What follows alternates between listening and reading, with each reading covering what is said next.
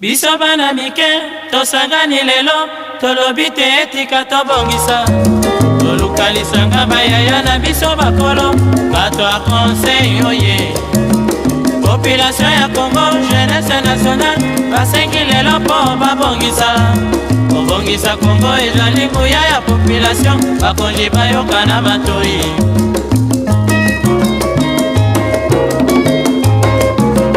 Kobongisa mboka eponi motu te, moto nyonso na mosala.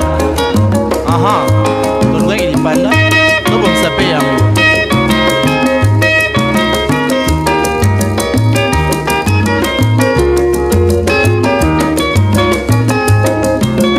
Biso bana mike, tosangani lelo, tolobi te etika tobongisa. Tolukalisanga bayaya na biso bakolo, bato a conseil oye.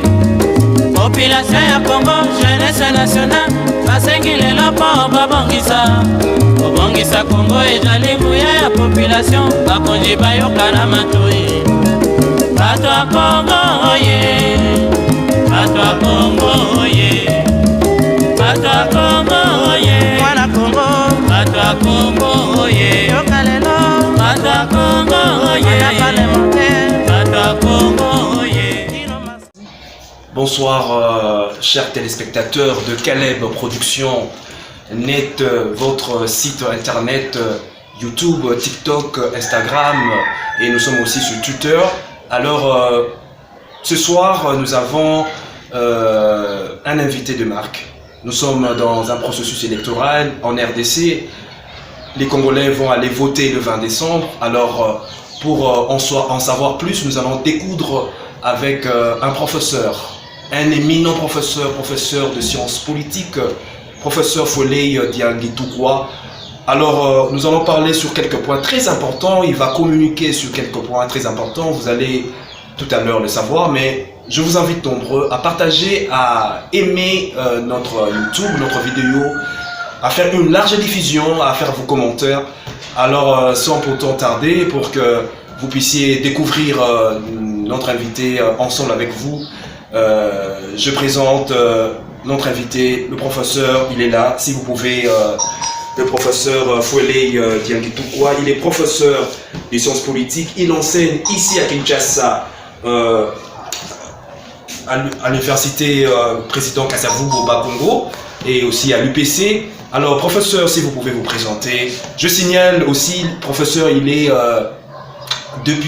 candidat député national à la circonscription de Tiangou. Son numéro c'est 527. Nous aurons le temps de pouvoir en parler un peu plus, mais qu'il se présente d'abord. Professeur, si vous pouvez vous présenter. Bonsoir, monsieur Carlos Itoukou.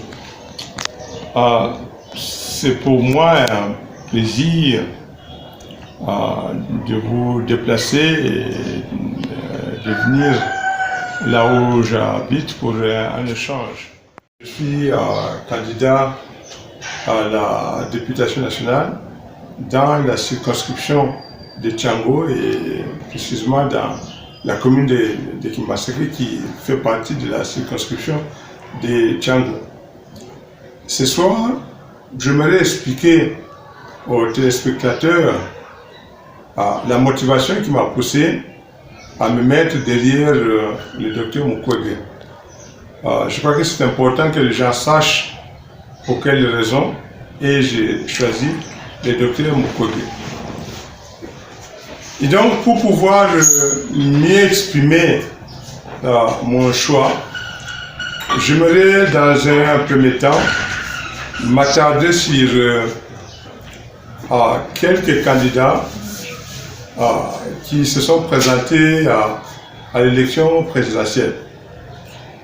Donc, dans la course se trouve, dans un premier temps, les candidats sortants, le président Antoine Félix Tshisekedi Tshilombo, qui se représente à l'élection prochaine. Dans un cadre normal,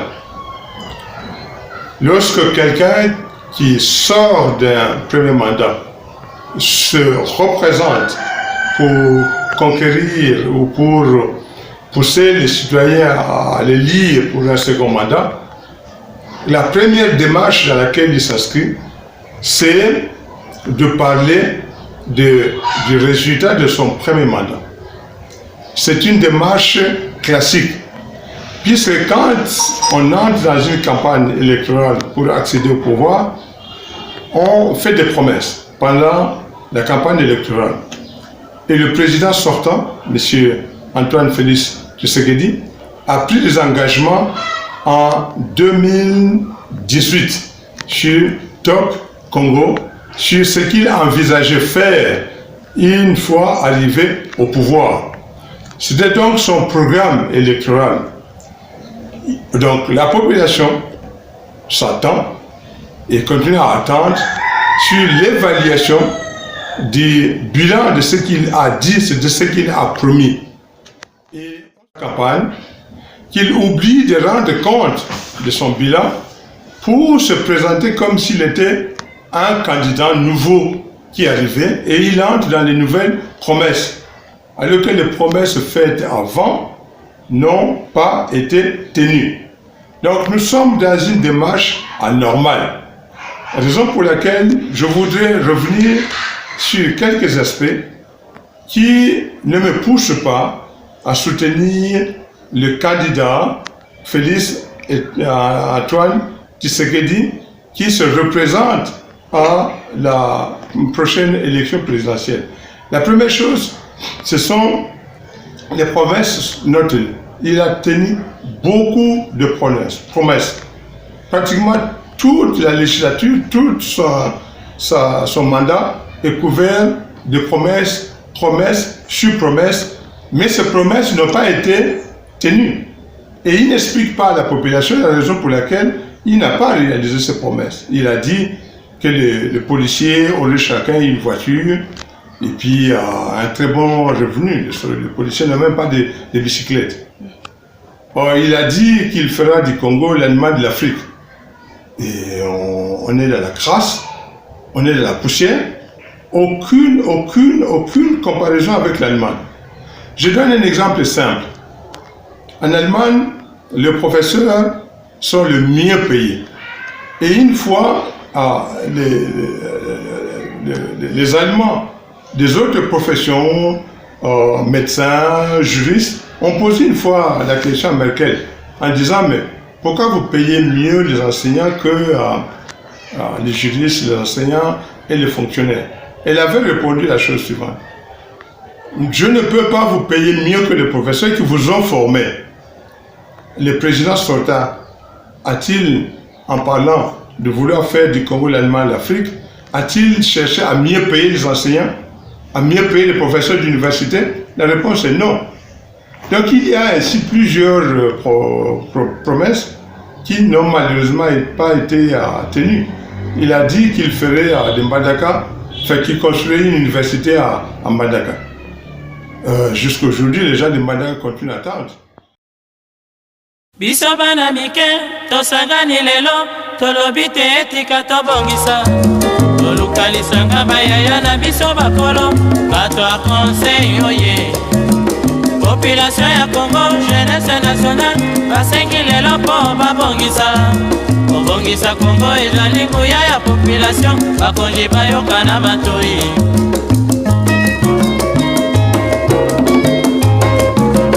kobongisa mboka eponi motu te moto nyonso na mosala tolukaki lipanda tobongisa mpe yango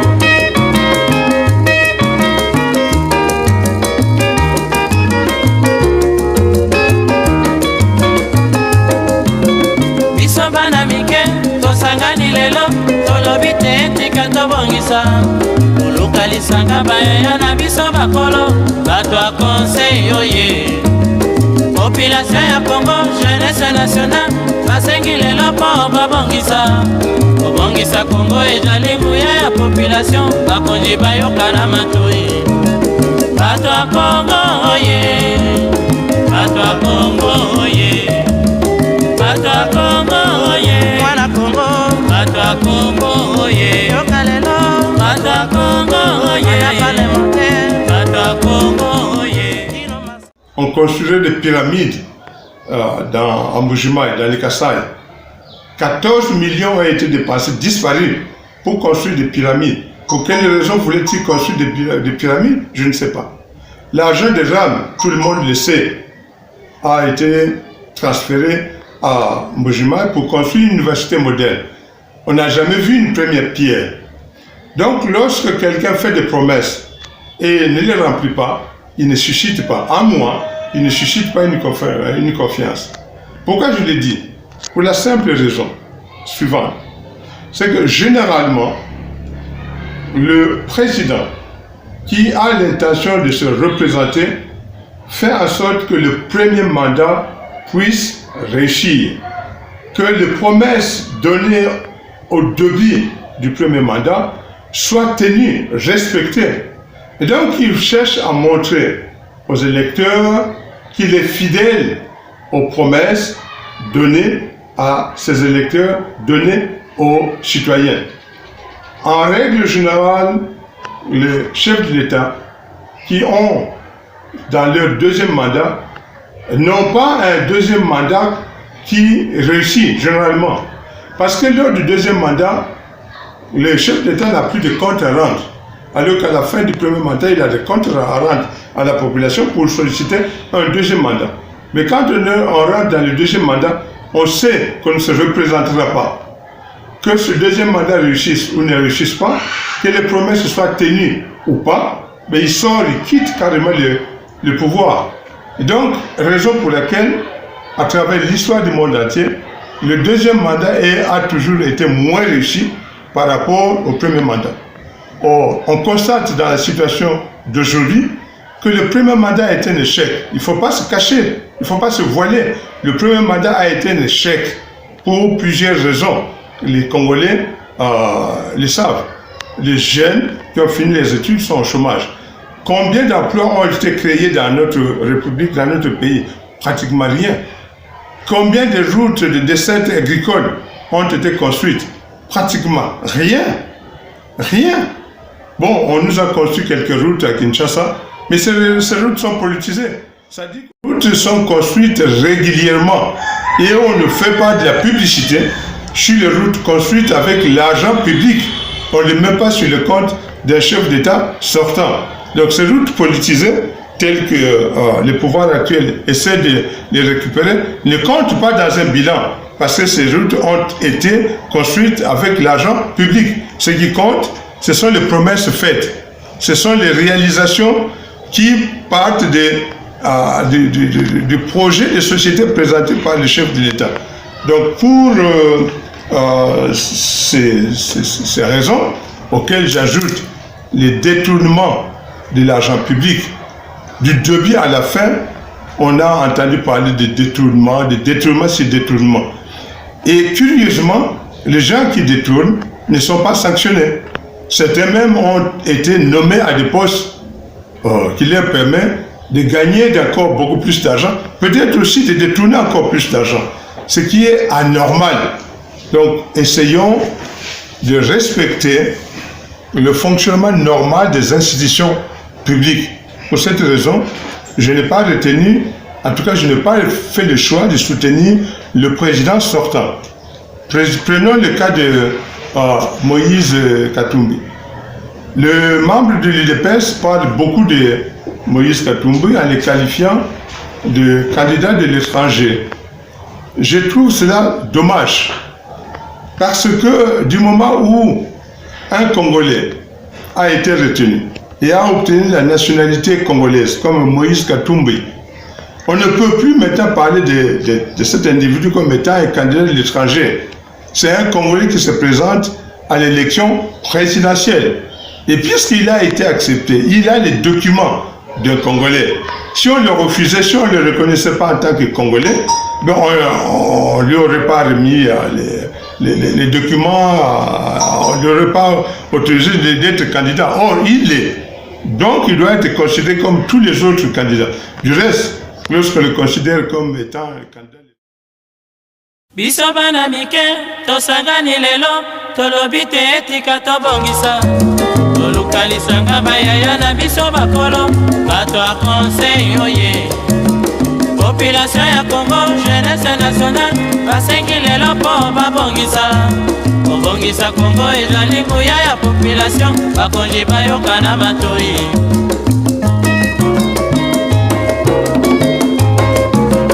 kobongisa mboka eponi motu te moto nyonso na mosala tolukaki lipanda tobongisa mpe yango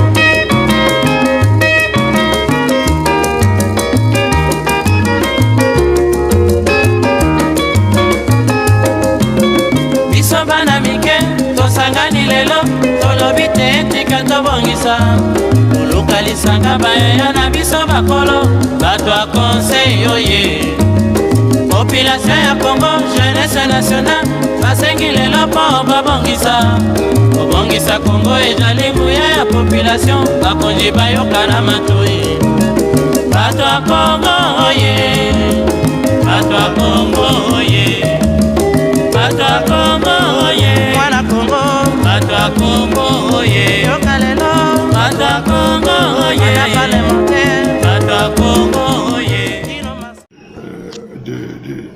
de son exercice du pouvoir. Donc cet argument-là ne tient pas la route. Par contre, ce que je voudrais dire à mes compatriotes katangais qui soutiennent Moïse Katumbi est l'idée suivante. Le Katanga a gouverné, depuis l'arrivée de Joseph Kabila, a gouverné le Congo pendant une très longue période. 18 ans de Joseph Kabila. 4 ans avant que Joseph Kabila n'arrive au pouvoir. 18 plus 4, ça fait 22. 2 ans de collaboration avec le pouvoir de M. Félix Antoine Tshisekedi. Ça fait 22 ans de pouvoir. Je crois que si on veut être honnête, on doit aussi penser aux autres provinces. Par honnêteté, je demande aux ressortissants katangais de se dire qu'ils sont dans un contexte national, dans un pays immense comme le Congo, et il y a plusieurs provinces qui n'ont pas produit un candidat à l'élection présidentielle. Je crois qu'il est temps d'accepter que quelqu'un d'une autre province Congo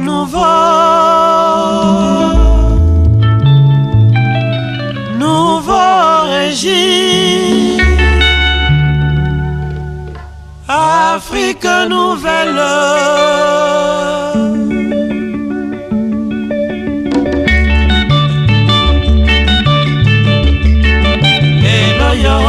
Congo yo ya bankoko na biso tosambeli na Nzambe mpo abongisa Congo yo ya bankoko Nzambe ayokeli biso nsima ya Lumumba tozwi Mobutu oye Congo nouveau emonani sika Afrika mobimba bandimi ye mpo basangana na Congo Congo nouveau Afrique nouvelle Unité Africa, vive l'OIA, vive l'Afrique, vive nouveau régime ya Congo.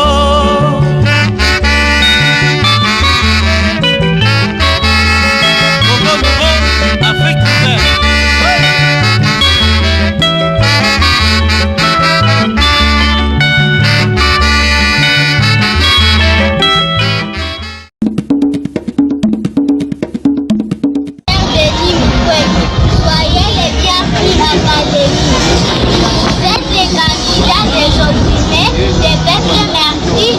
toute l'étendue de la RDC.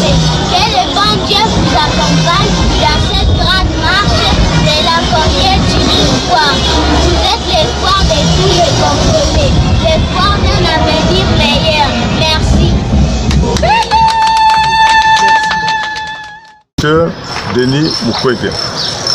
La première raison, c'est qu'il vient d'une province autre que les deux provinces qui ont gouverné le pays pendant plus de 2 décennies. C'est-à-dire, il n'est pas du Katanga, il n'est pas du Grand Kasaï.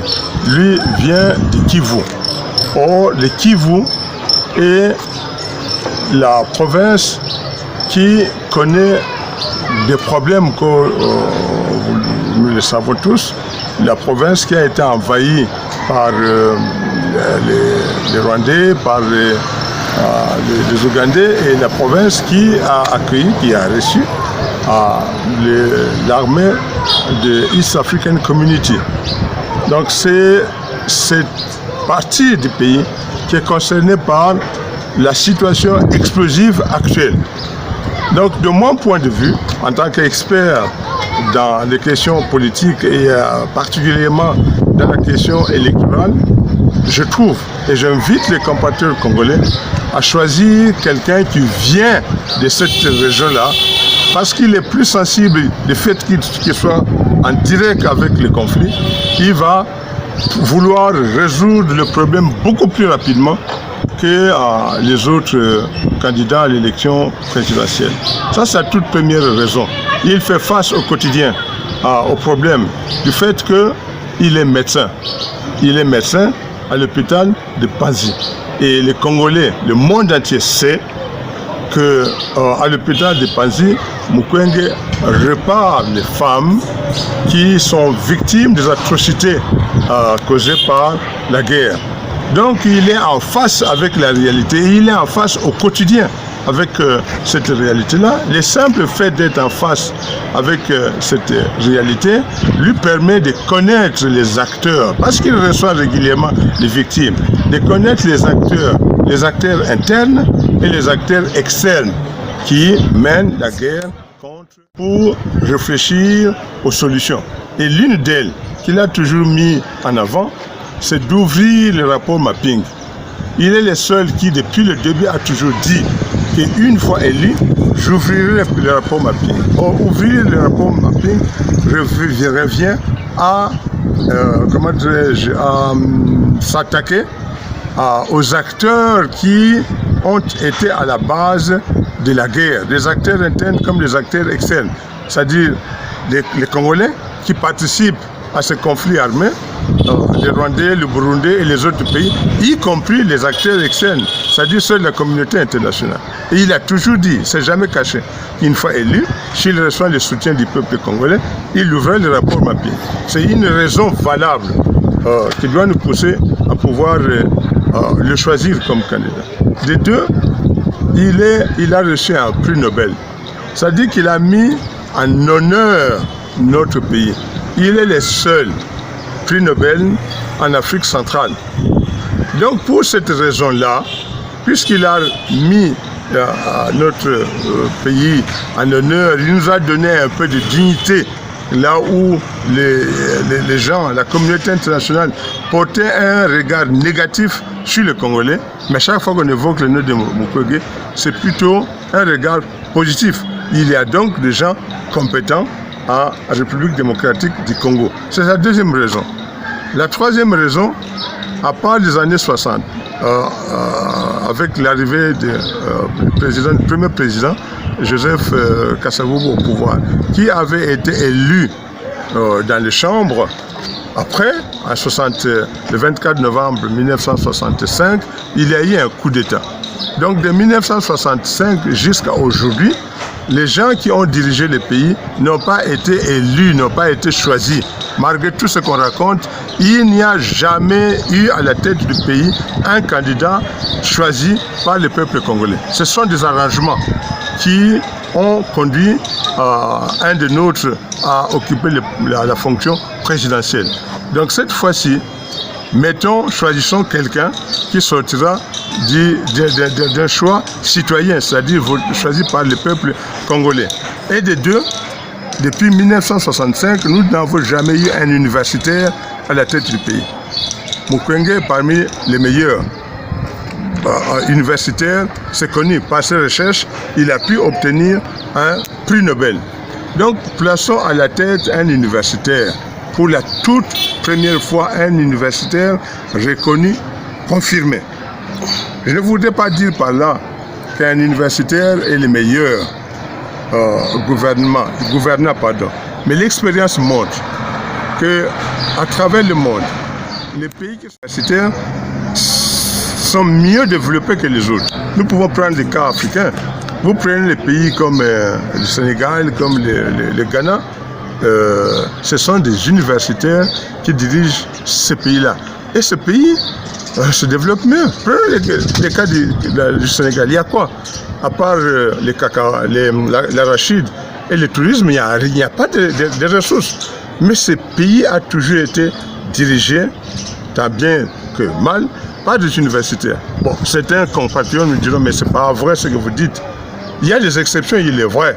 Mais ils peuvent me citer le cas du Cameroun, dirigé par le président Paul Biya, qui n'est pas très bien confirmé.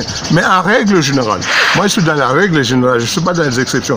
En règle générale, les pays qui sont dirigés par les universités, c'est-à-dire pas des gens qui savent, des gens qui connaissent, des gens qui maîtrisent, sont mieux gouvernés ce pays que par ceux qui apprennent l'exercice du pouvoir une fois arrivés au pouvoir.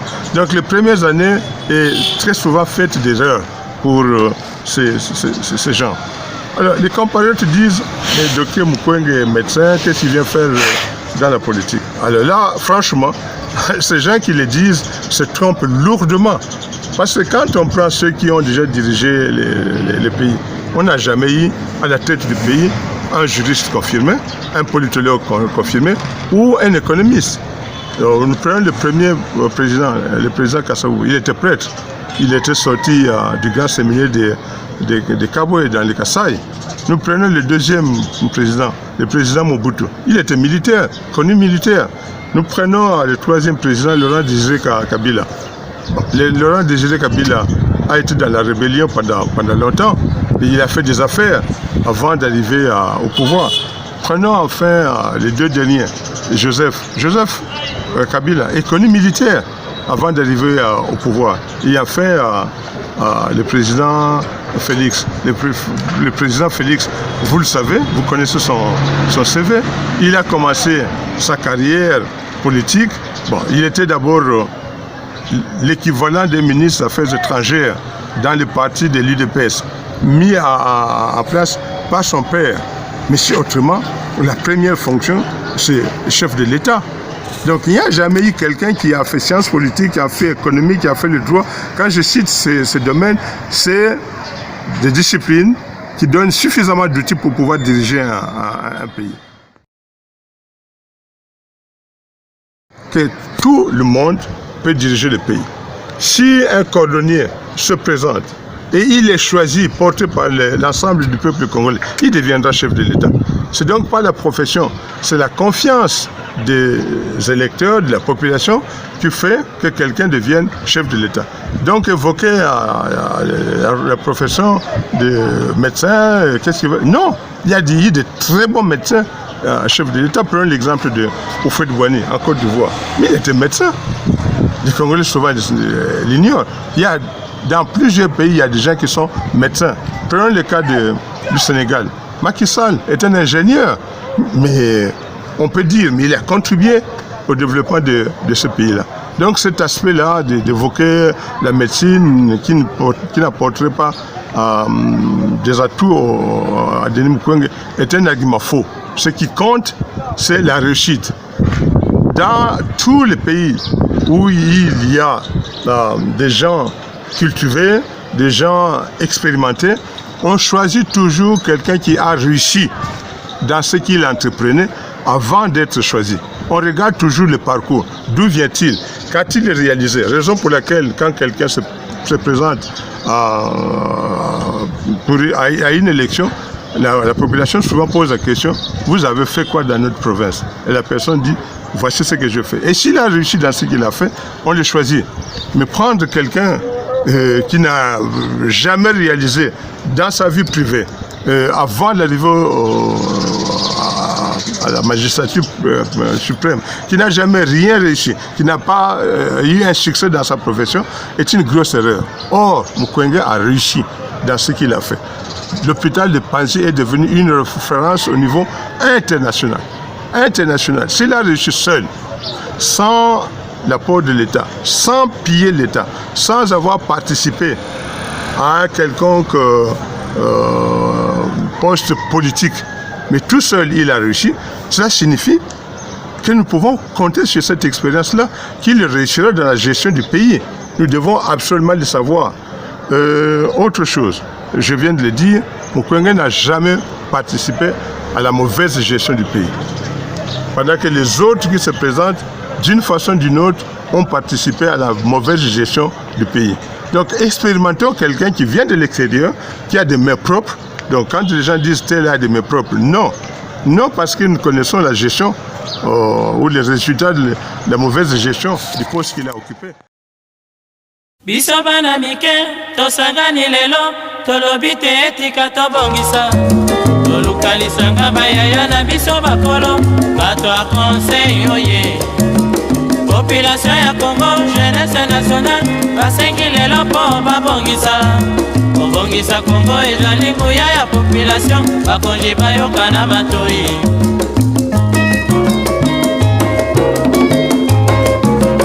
kobongisa mboka eponi motu te moto nyonso na mosala tolukaki lipanda tobongisa mpe yango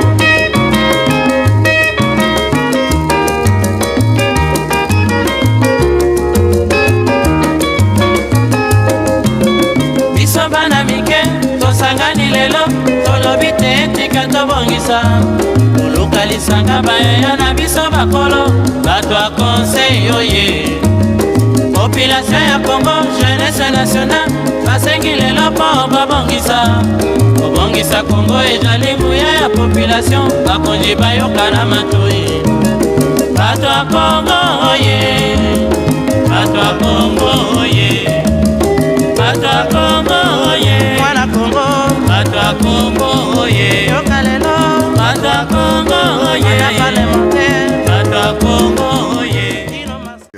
Donc celui-là est clean, c'est-à-dire propre. Il peut, avec l'expérience acquise à l'extérieur où il a créé beaucoup d'emplois. On m'a parlé de, si les chiffres sont bons, je crois que c'est 14 000 personnes qu'il utilise avant d'arriver au pouvoir. Alors une telle personne qui est sérieux, qui s'engage et qui protège les gens qui travaillent pour lui. On n'a jamais vu des gens qui sont allés réclamer l'arriéré de leur salaire, comme on le voit à la télévision, des gens qui sont devant un candidat en réclamant 4, 5 mois, 6 mois, une année, 2 mois de salaire non payés. Mukwege n'est pas dans ce cas-là. Donc toutes ces raisons militent au choix que moi personnellement je porte au candidat Denis Mukwege. Bien sûr, il y a beaucoup d'autres raisons, mais ce sont surtout ces raisons. Je me résume, il vient d'une province qui n'a pas encore dirigé. Et donc, pour une raison d'équilibre provincial, nous ne pouvons pas tout le temps avoir les candidats qui viennent de même province. Donnons la chance pour une raison d'équilibre provincial, donnons la chance à Denis Mukwege qui vient d'une autre province. Il vient de Kivu. Kivu qui fait face à la guerre. Et nous tous déplorons ce qui nous arrive. Voici quelqu'un qui vient de l'intérieur des conflits armés et qui dit, moi, en m'engageant, la première préoccupation, c'est de mettre fin. Et Mukwege est un homme d'action. Et on ne l'a jamais vu faire de promesses pour lesquelles les provinces qui ne tiennent pas. Non, puisqu'il a réussi d'où il vient. Ça signifie qu'il a toujours réussi dans les promesses qu'il a données aux employés qui travaillent pour son hôpital. Il a soigné des femmes, il a logé des femmes, il donne, avec le peu qu'il reçoit, il donne des fonds à des femmes victimes de violences pour pouvoir, comment dirais-je, réussir dans leur petit business. Il a créé des emplois pour ces femmes-là afin de pouvoir créer une dignité à chacune d'elles. Donc voici un candidat que je trouve idéal. Il est expérimenté, il a beaucoup voyagé. Et un autre argument, c'est qu'il s'exprime correctement. Il connaît les problèmes internationaux, contrairement à ceux qui n'ont pas la facilité de s'exprimer correctement dans la langue officielle du pays, c'est-à-dire le français. Un chef d'État doit aller s'exprimer dans des rencontres internationales, aux Nations Unies, dans différentes conférences. C'est donc quelqu'un qui doit choisir des mots, qui doit s'exprimer correctement, mais profondément.